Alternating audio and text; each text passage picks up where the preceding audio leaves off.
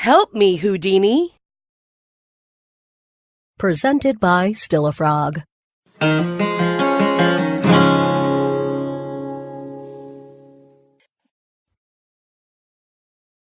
dating site writer. What exactly is that? Her mother cynically pressed, eyes narrowed to lizard-like slits. Beneath Mom's steely gaze, she herself struggled to understand it as a job title.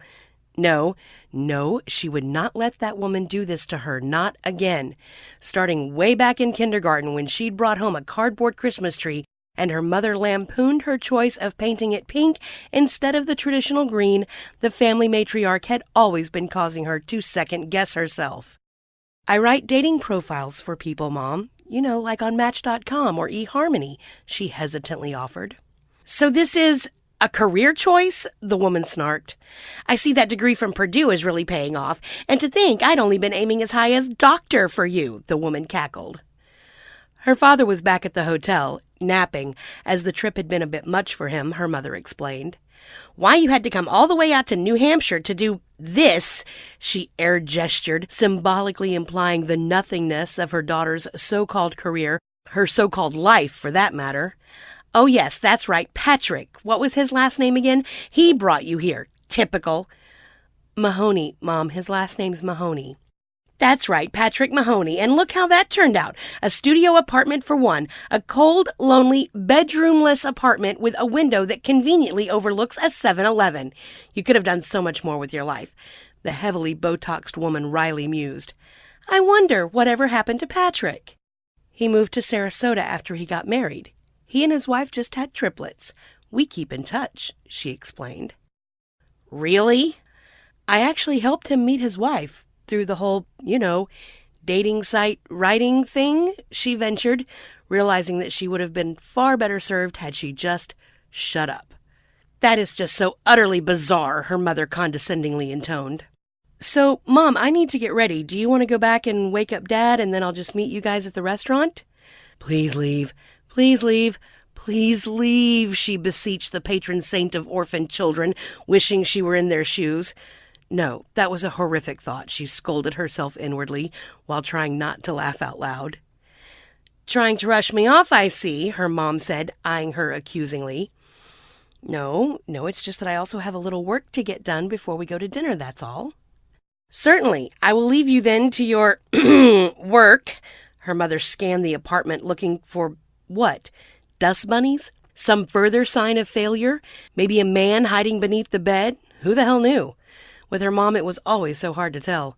She was like a Russian double agent with an agenda buried so deep a team of crack CIA interrogators couldn't figure it out. The woman was a riddle, wrapped in a mystery, inside of an enigma. Okay, finally back to what she'd been working on before her mother's fishing expedition had interrupted her. Hey, she dialed one of her clients. Hey yourself, he answered. He was so incredibly friendly whenever they spoke. She was amazed he needed dating site help at all. With this questionnaire I had you fill out, she began. Under hobbies, you wrote escapology. Yep, he replied. Well, what the hell is that exactly? He started chuckling. He had a great laugh. It's basically the art of getting out of stuff. So like handcuffs, straitjackets, anything from picking a lock to dislocating your own joints when necessary, he proudly described. Okay, wait a sec. So you purposely, for instance, put yourself in a straitjacket and then, what, like dislocate your shoulder to get out of it? And this is entertainment? She thought she'd heard them all. Some guys, most of her clients tended to be men, amazingly listed pizza eating as a hobby. Another had even written down time travel. That she'd chalked up to man-child Harry Potter syndrome. But escapology, now that was new. It's fun, and it can be pretty therapeutic, he began, proceeding to explain how breaking out of a bank vault not only helped you work on focus, patience, and problem-solving, but it also was a great way to relieve stress. All she wondered was how one got access to a bank vault in the first place. I see, she said. Are you sure you want this in your dating profile? Of course, why not? And he was serious. Well, how could she phrase this diplomatically? It's just that some women may not get it, she ventured. I see. He paused. With all due respect, I certainly value your opinion, but I really do want women to know what they're getting into, and this is something I seriously enjoy. Does that make sense? Sure, escapology it is, she sighed. Is everything okay? He inquired. Yeah, sorry, I don't mean to be short. It's just been a day, she explained, exasperated. And then, unsure as to why exactly, she began a blow-by-blow of her mother's visit, and the woman had only been in town 2 hours. Beyond that, even, she spilled her childhood guts, painting a very colorful portrait of life with Mommy Dearest. And I thought my mother was overbearing, he commiserated. Let me tell you, no mother in the history of mothers can hold a candle to my very own real-life Norman Bates in drag. He laughed contagiously, which made her laugh as well, an unexpected turn of events given the fact that her jaw was still not fully unclenched and her toes still partially curled. And you're having dinner with her tonight? Poor you. Thanks. Can't wait, she groaned. Want some company? He asked. What? I don't know. Given what you've told me, it seems showing up with a, quote, boyfriend, she could practically hear his smirk. It might dampen her domineering nature. But, I didn't expect, she stammered. It's okay, I get it. Doctor-patient protocol and all that, he laughed. It's just that I haven't enjoyed talking to anyone this much in a long time, and you already know everything about me. Okay, she answered, stunned at her own response. He was already there, waiting in the parking lot. They'd met once, virtually so, through Skype. Standing next to him now, she wasn't sure what she felt. Strange, intrigued, overcome, a bit giddy, a veritable goop melange of feelings. The restaurant was dimly lit, which was a good thing given she could barely control her facial expression. Whenever she was particularly nervous, she'd smile uncontrollably, almost in that little kid, I've got a secret and I'm not telling way, except all you have to do is pretty much ask and I'll sing like a canary. Her parents were already seated, and as they approached the table, he took her hand without asking. She liked it. It felt right. Introductions all around, she immediately braced for the worst. The conversation was, well, awkward didn't begin to describe it. Everybody was on edge. Perhaps after a couple of glasses of wine. Nope. In fact, after the main course, things devolved even further. Tell me, her mom started. Oh, Lord, here it came. That tell me was code for, I'm about to make you wish your own mama had had her tubes tied right after your older sister was born. Why are you divorced? Are you kidding? You don't ask someone that. You never ask someone that, especially a stranger who, for all you know, is dating your daughter.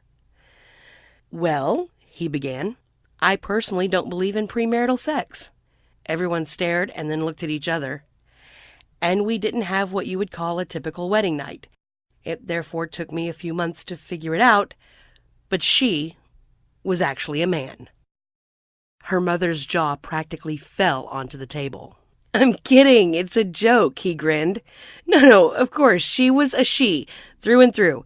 In fact, she just preferred other she's. She was a lesbian. Mom's eyes about bulged out of her head.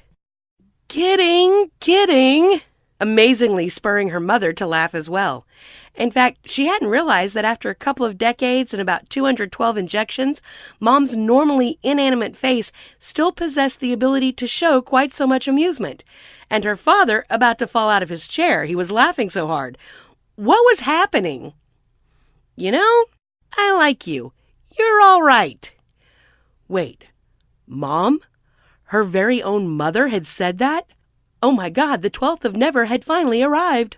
Seriously, though, he began, his tone more sedate, I guess you could say we just didn't work. She should have married a completely different guy, the one she loved all along, never stopped loving, and finally, that's what she did. It was for the best. Her mom then reached over and squeezed his wrist. I know exactly what you mean, her mother began in a tone she'd never heard before. I almost married the wrong man. I tried hard to force myself to love him, but I had to follow my heart. She then turned and looked at her husband. He smiled warmly and winked at her. This was a side to her parents she didn't know, or at least didn't remember. She suddenly realized that they were genuinely in love. What a night of revelations this was turning out to be. He walked her back to her car at the end of the night. I can't believe you got my mother laughing. I can't believe you got her to say you're all right. I can't believe you got her to talk about my dad like that. It's like nothing I've ever been able to do in my entire life, she smiled. Where did you get such a skill? In hostage negotiator school, he matter-of-factly responded. Yeah, right. No, seriously, I work for the FBI. I'm in the crisis negotiation unit. No! Remember that story last month about that guy holed up in his apartment with his wife and baby? I'm the one that talked him out. Are you serious? I thought you said you were a federal employee. Oh. So you essentially charm lunatics. Makes sense. My mother falls perfectly into that category, she giggled. Wait, so is that why the escapology? Exactly. It's a hobby, but also could come in handy if I fail at what I'm supposed to do, he smiled. You are full of surprises, she whispered. Oh, I'm a regular Houdini.